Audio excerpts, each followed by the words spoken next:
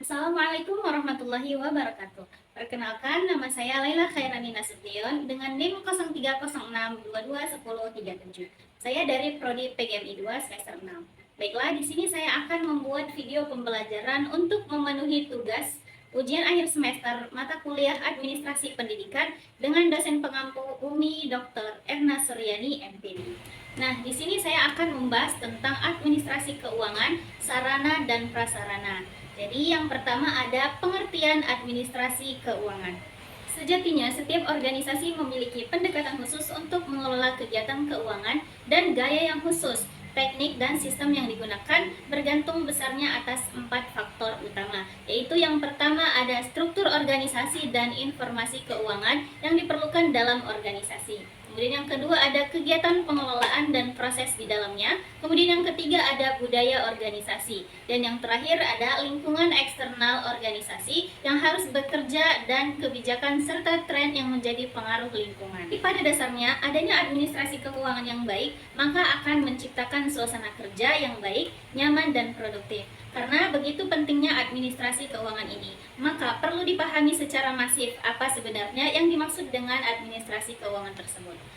Administrasi keuangan menurut istilah adalah terdiri dari dua kata, yaitu administrasi dan keuangan. Administrasi organisasi adalah upaya manusia untuk mencapai tujuan, sementara keuangan dimaknai dengan sumber daya keuangan. Menurut para pakar administrasi pendidikan, administrasi keuangan pendidikan dapat diartikan sebagai keseluruhan proses pemerolehan dan pendayagunaan uang secara tertib, efektif, efisien, dan dapat dipertanggungjawabkan dalam rangka memperlancar pencapaian tujuan pendidikan. Berdasarkan pengertian yang sangat sederhana tersebut, ada dua hal yang perlu digarisbawahi yang berkaitan dengan manajemen keuangan. Yang pertama, ada administrasi keuangan itu merupakan keseluruhan proses upaya memperoleh dan mendayagunakan semua dana. Dengan demikian, paling tidaknya ada dua kegiatan besar dalam manajemen keuangan. Yang pertama, mencari sebanyak mungkin sumber-sumber keuangan tersebut. Yang kedua, menggunakan semua dana yang tersedia atau diperoleh semata-mata untuk kepentingan penyelenggaraan pendidikan. Proses pengelolaan keuangan di sekolah meliputi yang pertama itu perencanaan anggaran, yang kedua strategi mencari sumber dana sekolah, dan yang ketiga ada penggunaan keuangan sekolah. Yang keempat ada pengawasan dan evaluasi anggaran, dan yang terakhir yaitu pertanggungjawaban. Kemudian B yaitu tujuan administrasi keuangan. Tujuan administrasi keuangan ialah yang pertama ada meningkatkan efektivitas dan efisiensi penggunaan keuangan sekolah. Yang kedua ada meningkatkan akuntabilitas dan transparansi keuangan sekolah, dan yang ketiga ada meminimalkan penyalahgunaan anggaran sekolah. Nah, pada dasarnya tujuan utama administrasi keuangan sekolah adalah yang pertama, agar penggunaan keuangan sekolah itu sesuai dengan peruntukannya agar tujuan sekolah dapat tercapai dengan mudah. Yang kedua yaitu menjamin agar dana yang tersedia itu dipergunakan untuk kegiatan harian sekolah dan menggunakan kelebihan dana untuk diinvestasikan kembali. Yang ketiga yaitu memelihara aset agar peraturan-peraturan serta praktik penerimaan, pencatatan, dan pengeluaran uang diketahui dan dilaksanakan. Dan yang keempat yaitu membentuk disiplinan tata usaha keuangan dengan tanggung jawab dan transparan. Kemudian di sini kita akan membahas tentang yang bagian C yaitu prinsip administrasi keuangan pendidikan. Adapun penekanan prinsip efektivitas tersebut yaitu yang pertama ada transparansi, adanya keterbukaan dalam mengelola suatu kegiatan, kemudian akuntabilitas di dalam administrasi keuangan, berarti penggunaan keuangan sekolah itu dapat dipertanggungjawabkan sesuai dengan perencanaan yang telah ditetapkan. Yang ketiga yaitu efektivitas administrasi keuangan, dikatakan yaitu memenuhi prinsip efektivitas jika kegiatan yang dilakukan itu dapat mengatur keuangan untuk membiayai aktivitas dalam rangka mencapai tujuan lembaga yang bersangkutan dan kualitatif atau outcomes-nya itu sesuai dengan rencana yang telah ditetapkan. Yang keempat itu ada efisiensi, yakni perbandingan yang terbaik antara masukan dan keluaran atau antara daya dan hasil.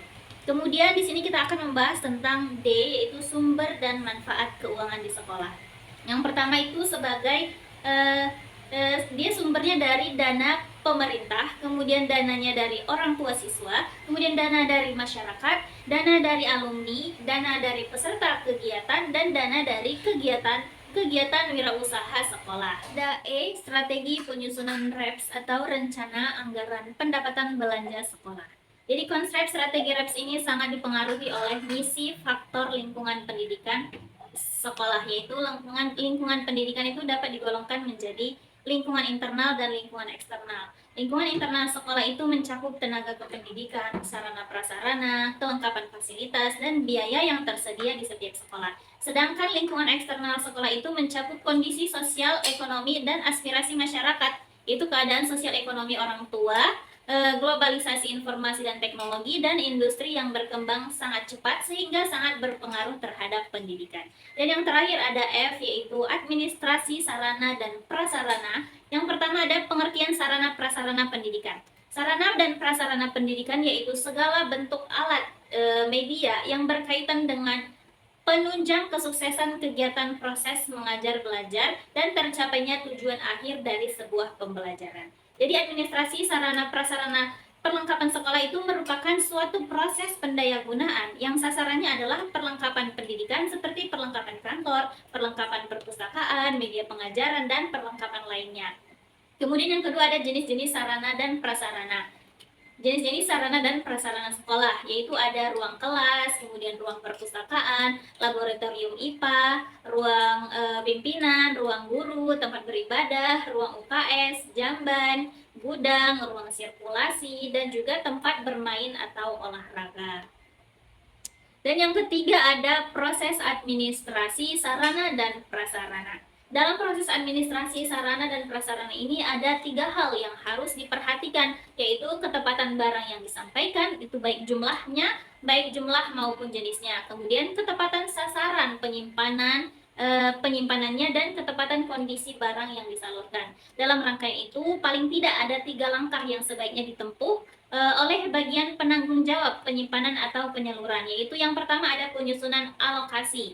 Penyusunan alokasi barang, pengiriman barang, dan penyerahan barang. Kemudian inventarisasi sarana dan prasarana pendidikan. Kegiatan inventarisasi sarana dan prasarana pendidikan di sekolah itu meliputi yang pertama ada pencatatan sarana dan prasarana sekolah, itu dapat dilakukan dalam buku penerimaan barang, buku investasi, buku kartu stok barang. Kemudian yang kedua ada pembuatan kode khusus untuk perlengkapan yang tergolong barang inventarisasi. Kemudian semua perlengkapan pendidikan di sekolah yang tergolong barang inventarisasi itu harus dilaporkan, pengawasan dan pemeliharaan sarana dan prasarana pendidikan. Dan yang terakhir yaitu penghapusan sarana dan prasarana pendidikan di sekolah.